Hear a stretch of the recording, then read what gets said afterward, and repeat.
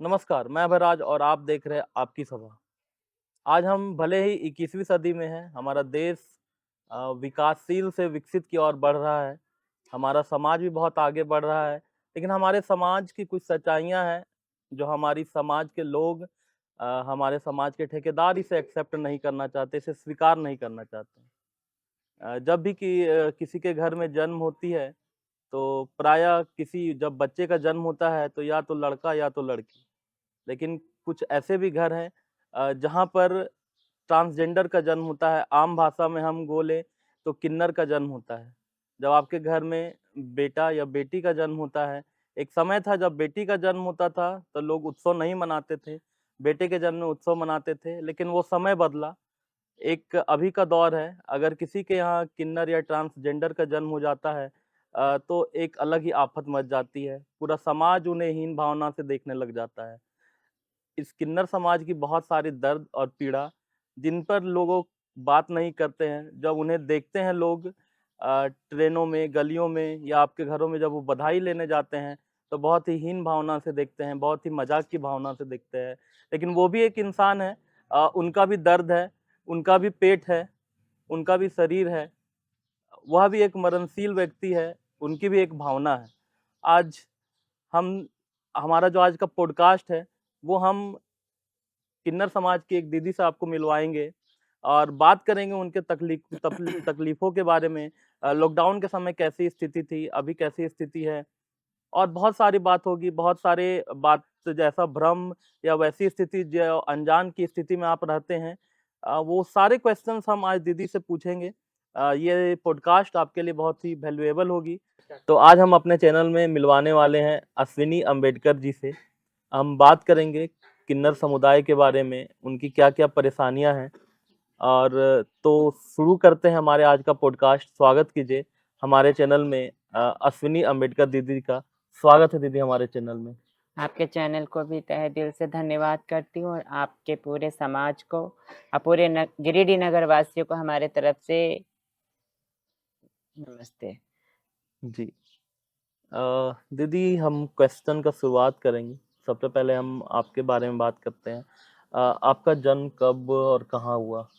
मेरा जन्म 1996 हुँ, 16 अक्टूबर गिरिडीह राजेंद्र नगर, हुँ। जहाँ हम लोग अभी बैठे हैं, जी। इसी जगह पे हमारा जन्म हुआ है। जी। दीदी आपका जन्म हुआ उस समय आपके परिवार की क्या स्थिति थी? माता-पिता की क्या स्थिति थी? हमारे जन्म के बाद में तो घर का परिस्थिति तो आर्थिक परिस्थिति ठीक नहीं था हुँ, और हमारे जन्म के बाद मेरे पापा जी का 1 साल के बाद नहीं रहे वो। हुँ। तो आपका जो पालन-पोषण है माताजी ने किया? हाँ, कुछ टाइम किया, 7 साल तक किया उन्होंने, फिर हमारे किन्नर समाज में हम हुँ, जी। चले गए। कितनी उम्र थी आपकी जब आपको ये महसूस हुआ कि आप जितने भी आम बच्चे हैं उनसे अलग हैं? 7 साल की उम्र में हमें ऐसा लगा कि हम नॉर्मल नहीं हैं, हुँ, क्योंकि हमें लड़कियों की तरह चलना, लड़कियों की तरह रहना, सब हुँ, कुछ एक किन्नर की तरह ही, मतलब वो जो एक्टिविटी था वो खुद हुँ, आ ही गया। और 7 साल थे, उम्र हो रहा था, हुँ, किन्नर समाज देखा, हुँ, मेरी गुरु माला माई जो अभी नहीं रही दुनिया में, वो हुँ। हमको लेके चली गईं। उनसे सबसे पहली बार मुलाकात कहाँ हुआ था आपका? वो बधाई लेने आती थी ना हमारे इधर। अच्छा। हाँ, तो मैम एक चीज़ बताइए, उन लोगों को देखकर आपको कैसा महसूस होता था? क्योंकि वो आपसे समान थे, आपके जैसे ही थे। उनको देखते हैं पहले तो देख के थोड़ा डर लगता था। अच्छा। डर लगता था, वो डर जाते थे कि ये लोग कैसे ताली मारते हैं, हुँ, ऐसे बोलते हैं। बहुत डर गई थी मैं उस टाइम में, समझ नहीं पा रही थी ये क्या है, कैसे हो रहा है। फिर उन्होंने बोला बेटा ये आपका घर नहीं, आप हमारे साथ चलो, ये कभी आपको नहीं एक्सेप्ट करेंगे। फिर समाज वालों ने भी नहीं हुँ, अपनाया था उस टाइम मुझे, हुँ, बहुत हमारे परिवार में बहुत तरह का ऐसा बात हुआ हुँ, कि कोई हमारे से रिश्ता नहीं रखता था, हुँ, कोई हमारे साथ उठता-बैठता नहीं था, कोई हमारे साथ खाना-पीना पसंद नहीं करता था। हुँ। फिर मैं चली गई। एक बात चलती है, किन्नर समुदाय के लोग एक गुट में रहते हैं, एक साथ रहते हैं। उसका क्या कारण है? जो सामाजिक प्रेशर है लोग उसे एक्सेप्ट नहीं करते। ये कारण से लोग अपने परिवारों से निकल जाते हैं या ये परिवार वाले उन्हें निकाल देते हैं, या फिर ऐसा एक रूल है, कानून ही है, सामाजिक कानून बन गया है कि उन्हें सब साथ में ही रहना है। ऐसा कोई कानून नहीं है कि हम किसी को घर से निकाल दें। हुँ, जिस माँ ने मुझे जन्म दिया, जब वो मुझे रखने के लिए तैयार है, तो कोई समाज उसे निकाल नहीं सकता। जब वो समाज उसे रखने के लिए तैयार हो गया, तो कोई कोर्ट उसे निकाल नहीं सकता। जी, कोई कानून नहीं निकाल सकता है। तो अगर समाज अपना लिया, घर फैमिली अपना लिया, तो फिर कानून का कोई मतलब नहीं बनता। बिल्कुल। कानून से समाज नहीं बना है, समाज से कानून बना है। जी, बहुत बेहतर बात आपने कही। अ, एक चीज़ अगर पूछा जाए, आप स्कूल गईं? शिक्षा-दीक्षा आपकी हुई? कुछ टाइम तक ले जी, मैम आप जब स्कूल गई हो, तो आपको स्कूल में कैसा महसूस हुआ? कुछ समय के बाद आपको ऐसा लगा कि आप जो उन बच्चों से अलग हैं, ये महसूस आपने बताया कि हो गया था। तो क्या वहाँ आपके साथ क्या स्थिति थी? बच्चे आपके साथ कैसा व्यवहार करते थे? कुछ अलग व्यवहार करते थे? हाँ, अलग तो व्यवहार था उनका उनका रैगिंग करना, टॉर्चर करना, परेशान करना, हुँ, कमेंट करना, गंदी-गंदी कमेंट करते थे। हुँ, इस बारे में अगर टीचर से कंप्लेन करें तो टीचर भी कहते थे, "हम लोग क्या करें? तुम हो वैसे तो फिर कहते हैं।" हुँ, तो उसके कारण फिर आगे पढ़ाई भी नहीं ज़्यादा कर पाई। जी। अगर हम बात करें तो हमारा जो पूरा समाज है, उसमें गुरु शिष्य की परंपरा चलती है। आपने जी। भी जैसा बताया, आपकी जो गुरु माँ हैं, आपको ले गई थी, आप उनके साथ रहे, पले-बड़े हैं। अ, अभी आपके साथ कितने शिष्य जुड़े हुए हैं आपके? अभी हमारे पास 25 चेले हमारे हैं, चेले हैं, पोती चेले हैं। हुँ। तो वो सभी अलग-अलग जगह से हैं या कहाँ से, उनसे आपका मिलना कैसे होता है? कैसे वो आपके साथ जुड़ी? अ, जैसे कहीं हम ट्रैवल कर रहे हों, कहीं जा रहे हुँ, हों तो लोग देखते हैं बच्चे लोग भीख माँगते हैं। हुँ, लाल बत्ती पे भीख माँगते हुँ, हैं, ट्रेनों में भीख माँगते हैं।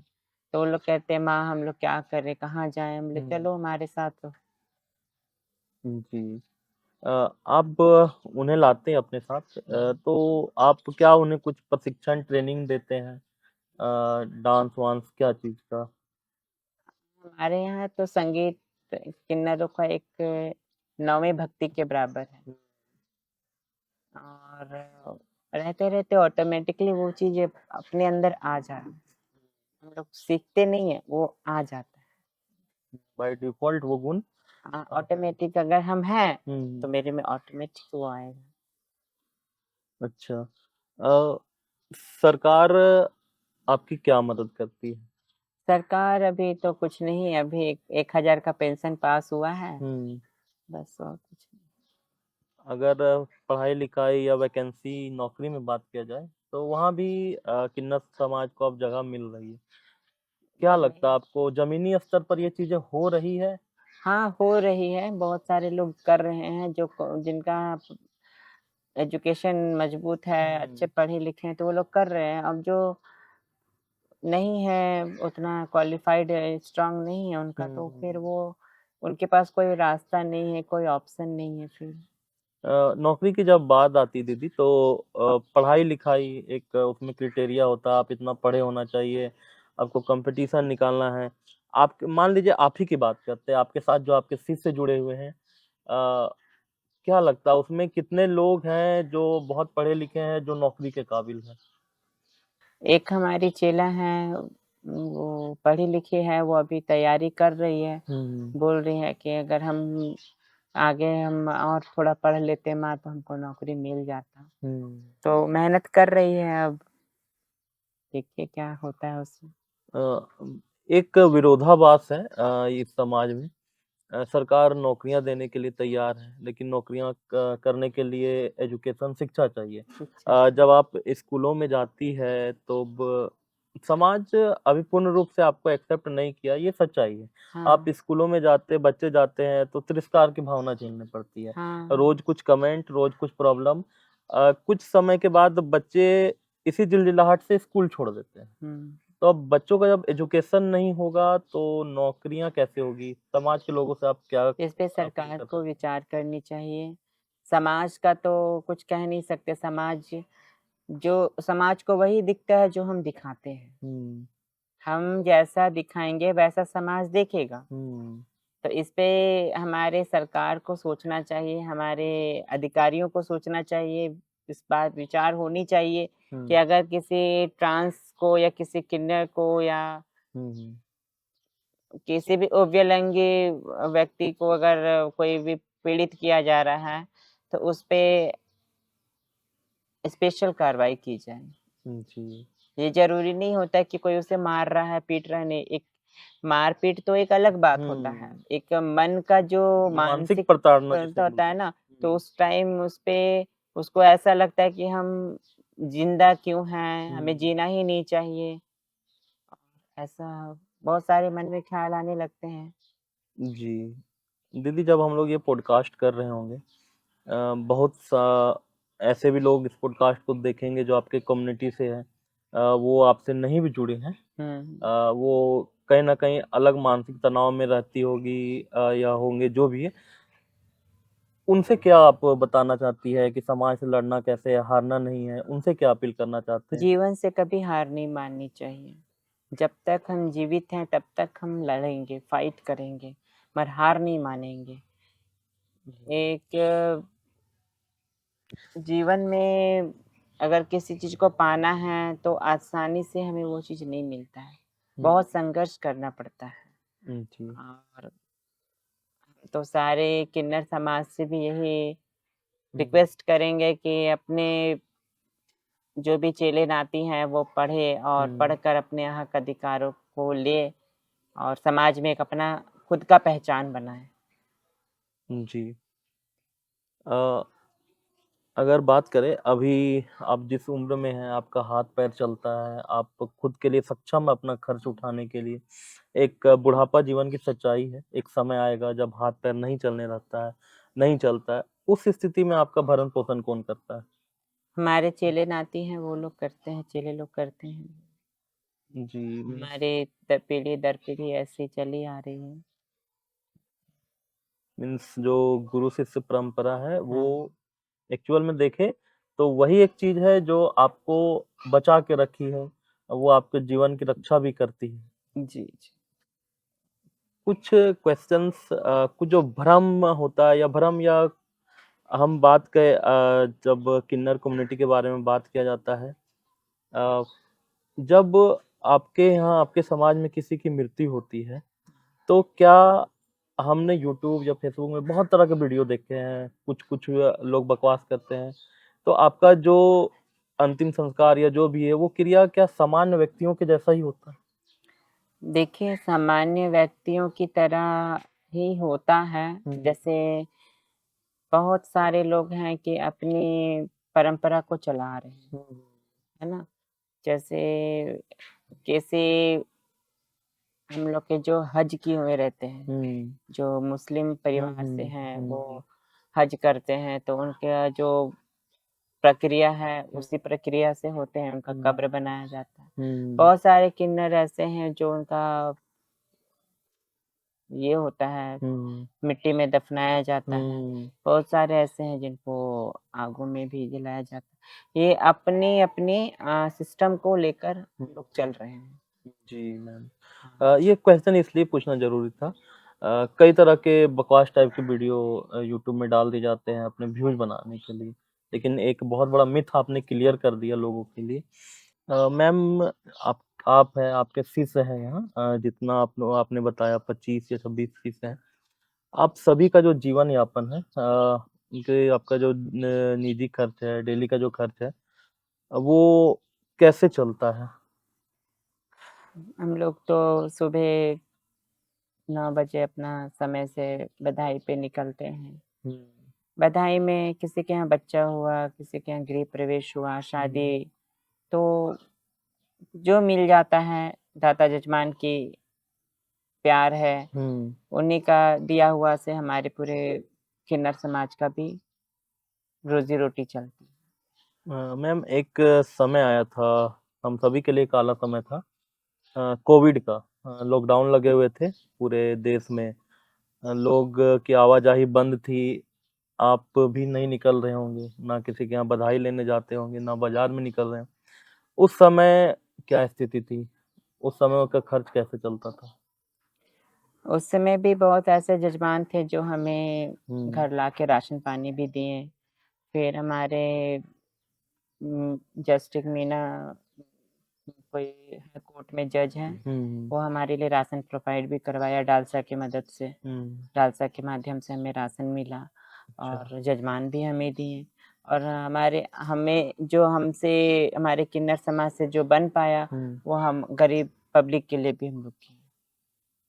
जी। हमने डिस्ट्रीब्यूट भी करवाया कुछ राशन। ओके। अगर अभी वर्तमान में बात करें तो आप किस पद पर हैं अपने समुदाय कम्युनिटी में? मैं गिरिडीह जिले के पूरे किन्नर समाज की अध्यक्ष हूँ। अच्छा। तो आप उस पोस्ट पर हैं, आपके अंदर क्या-क्या काम रहता है? मेरे अंडर में बधाई का जितना भी काम होता है, शुभ काम, वो सब हमारे अंडर में ही होता है। और थोड़ा बहुत अगर समाज का सेवा मिला मौका करने तो वो भी। तो आज हम बैठे थे अश्विनी अम्बेडकर दीदी के साथ, किन्नर समुदाय से आती है। उन्होंने बहुत सारी बातें हमें बताई, कुछ अनसुनी बातें या कुछ मिथ जो समाज के लोगों के मन में चलती है, सभी मिथ को दीदी ने क्लियर किया। दीदी का हमारे चैनल से जुड़ने के लिए बहुत बहुत धन्यवाद। और हम चाहते हैं कि आप हमारे इस पॉडकास्ट को ज़्यादा से ज़्यादा देखें, और जब भी आपको कभी भी किन्नर दीदी लोग मिलती है तो उनका सम्मान करें, किसी भी स्थिति में उनका तिरस्कार नहीं करें, उनकी मजबूरियों को समझें। वो आपसे भिन्न नहीं है, वो भी इसी समाज का हिस्सा है। तो मिलते हैं नेक्स्ट वीडियो में, तब तक के लिए जय हिंद, जय भारत। एक साथ बोलेंगे दीदी, जोहार झारखंड। जोहार जोहार झारखंड। झारखंड, जोहार झारखंड।